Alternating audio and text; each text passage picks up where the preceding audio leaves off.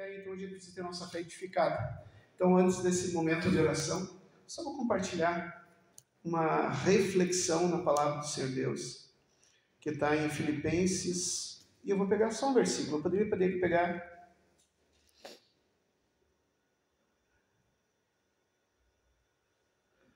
todo o versículo 4, 5, 6, vocês podem ler o trecho do 4 ao 9 em casa, mas eu vou ver Filipenses capítulo 4, versículo 6, diz assim: Não estejais inquietos por coisa alguma, antes as vossas petições sejam tudo conhecidas diante de Deus, pela oração e súplica com ação de graças. Senhor meu Deus, obrigado pela tua palavra que se renova, obrigado pelo Espírito Santo que revela Espírito e vida por trás da letra. Vem, Senhor meu Deus, ministrar essa palavra para que compreendamos e venha, nenhum inimigo possa roubar, nenhuma ave do céu possa roubar essa preciosa semente e possamos fazê-la frutificar em nossa vida 30, 60, 100 por 1. Dá-nos, Senhor meu Deus, o entendimento, em nome de Jesus. Amém. Em algumas versões diz, não estejais ansiosos por coisa alguma, não estejais inquietos. Igreja, às vezes, até eu já encontrei algumas comunidades de fé, co-irmãos nossos de outras denominações, que, baseado nesse texto, eles acabam entendendo errado e colocando fardo na vida das pessoas, dizendo que se a pessoa tem transtorno de ansiedade, ela está em pecado, porque a Bíblia diz que não é para andar ansioso. Mas aqui não é uma acusação. Esse versículo 6 de Filipenses, capítulo 4, versículo 6, não está condenando a ansiedade, mas está orientando para que nós não andemos ansiosos. É uma recomendação de bem de Deus. Deus está nos orientando, porque a ansiedade faz mal. Eu trabalho na minha vida secular, eu trabalho como psicólogo clínico, e uma das grandes malefícios da saúde, do bem-estar em geral, é a ansiedade. E a ansiedade é o medo daquilo que ainda não aconteceu. Basicamente é isso que é a ansiedade. Ansiedade é tu sentir medo de algo que ainda não aconteceu. E às vezes nem chega a acontecer, mas tu já está sofrendo essa angústia de uma antecipação. É um sofrimento antecipado. Inquieto ou ansioso, como está aqui, inquieto, né? Está falando disso, de sofrer por antecipação. Porque daí tu sofre duas vezes. Porque tu sofre quando o momento da dor chegar e tu sofre antes do momento. Tu já sente o mal-estar, tu já fica temeroso, tenta até evitar que aquele momento chegue. Pessoas ansiosas, das duas uma, ou elas não conseguem sair da cama, ou elas fogem de casa, né? Porque elas estão sempre correndo, evitando alguma coisa, evitando um mal que pode vir a acontecer ou não. Isso não é um pecado, isso é um transtorno, isso é uma doença da alma, né? Então a Bíblia não está dizendo que quem sofre de transtorno de ansiedade seja pecador, mas a Bíblia está dizendo para que a gente não se acostume, não acolha, não aceite a ansiedade na nossa vida. Aí sim, é uma recomendação. Assim como a nossa avó pode dizer assim, olha, não anda na chuva, senão vai ficar resfriado. Troca essa roupa molhada, senão vai ficar resfriado.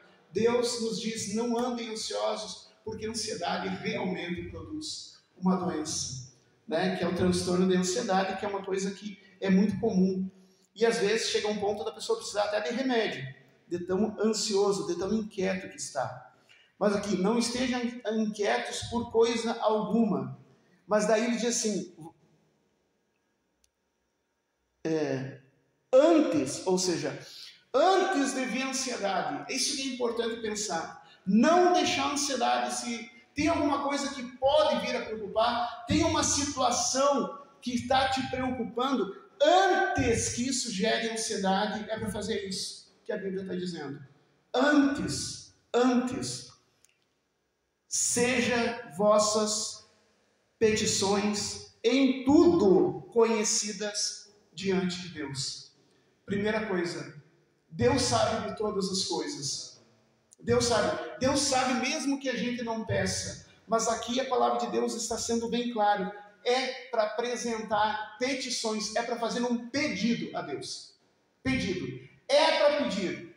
Deus quer que a gente peça. Eu sempre lembro daquela passagem em que um cego está pedindo socorro, levam até Jesus um homem cego, mendigo, e Jesus chega para ele e pergunta: o que queres que eu te faça? Jesus estava vendo que era um homem cego. Jesus estava vendo que era um homem, por ser cego, tinha uma vida miserável. Era óbvio, né? O que o cego ia pedir? Um sorvete? Mas é lógico que o cego ia pedir para enxergar.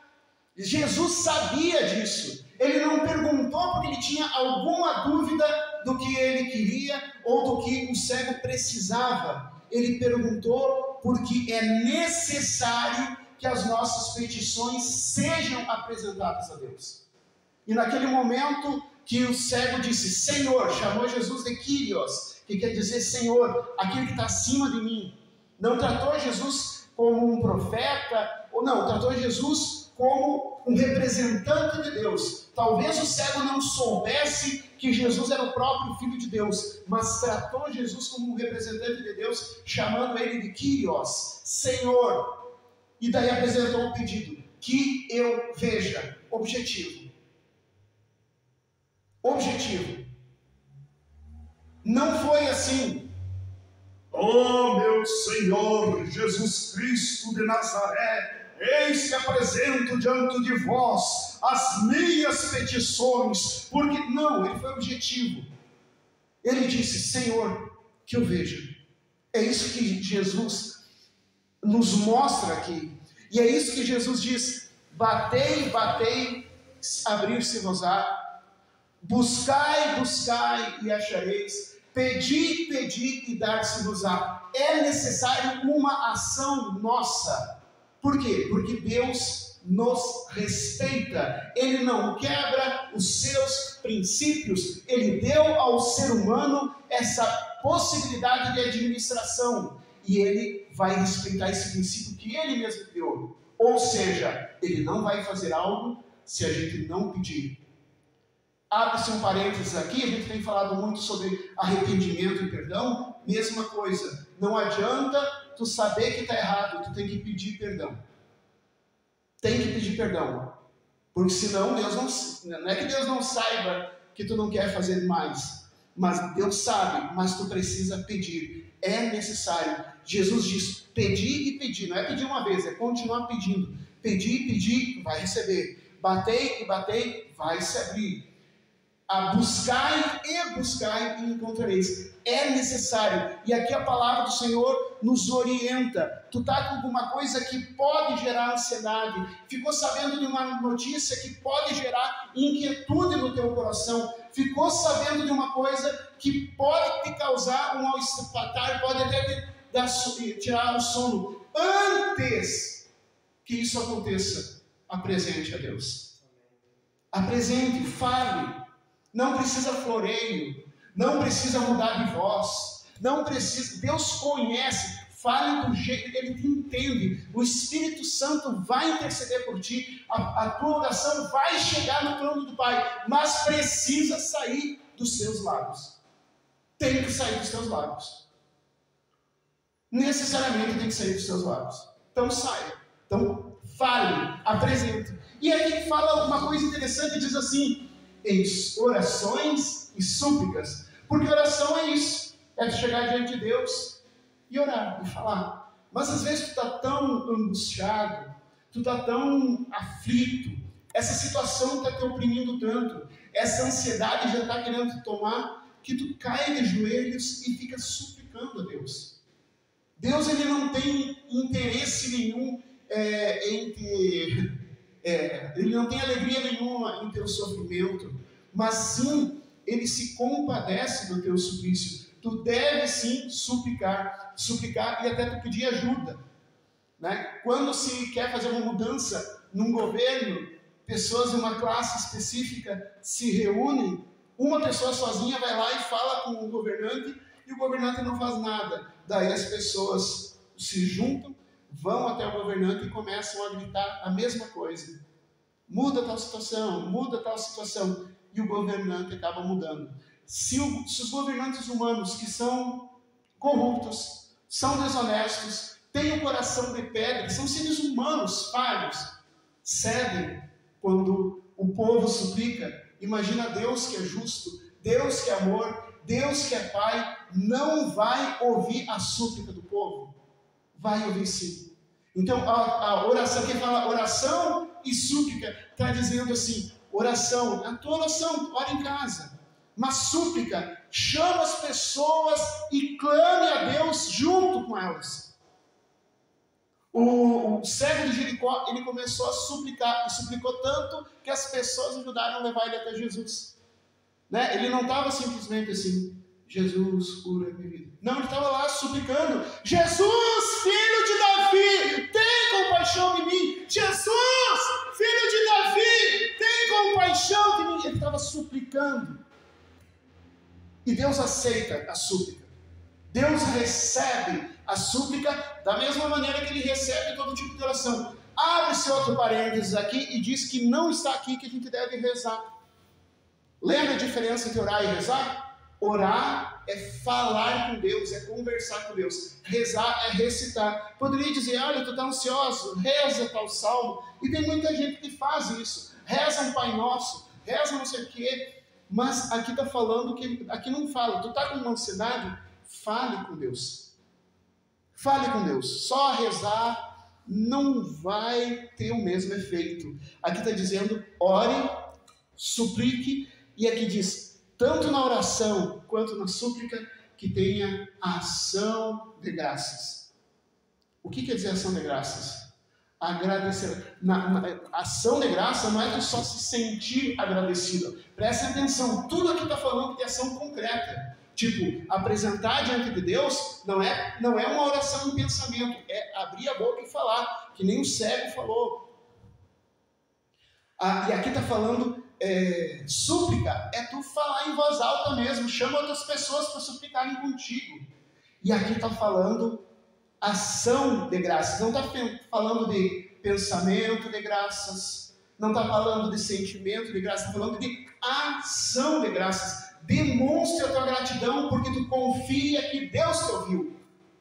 Agradeça, abre a tua boca e diz ao Senhor, obrigado porque me ouviu. Jesus sempre orava as mulheres e ele começava agradecendo.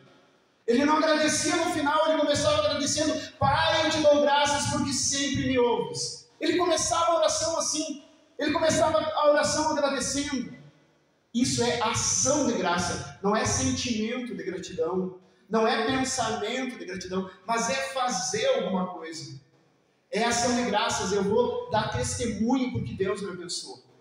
Eu vou aqui na frente e vou dar testemunho que Deus me abençoou. É uma ação, não é um sentimento de gratidão, é uma ação de graças. Se tem alguma coisa na nossa vida, e volta e meia vai ter, seja na área que for, seja na área pessoal, emocional, sentimental, seja na nossa saúde física, seja nos nossos relacionamentos, seja uma expectativa que a gente tem em relação à vida profissional, seja o que for, alguma coisa que pode sim vir a gerar ansiedade. Antes que essa ansiedade se estabeleça, a gente conversa, a gente apresenta a Deus essa situação. A gente apresenta a Deus essa situação. A gente apresenta a Deus com súplicas. A gente ora, a gente fala com Deus, a gente não fica... Olha só que coisa esquisita, tipo assim, nosso problema é... Vamos supor que o nosso problema seja sentimental. Daí, em vez de eu conversar com Deus, Senhor, eu estou com um problema com a minha esposa, com o meu marido, eu estou com um problema sentimental, em vez de eu orar, eu vou ficar recitando. Aquele que habita no esconderijo do Altíssimo, a sombra de Deus. Não, que isso? Não faz sentido. É para orar, é para falar. Fale com Deus. Senhor, está acontecendo isso na minha vida. Se tu se sentir emocionado com esse momento de oração, suplique ao Senhor. Ele recebe a tua súplica.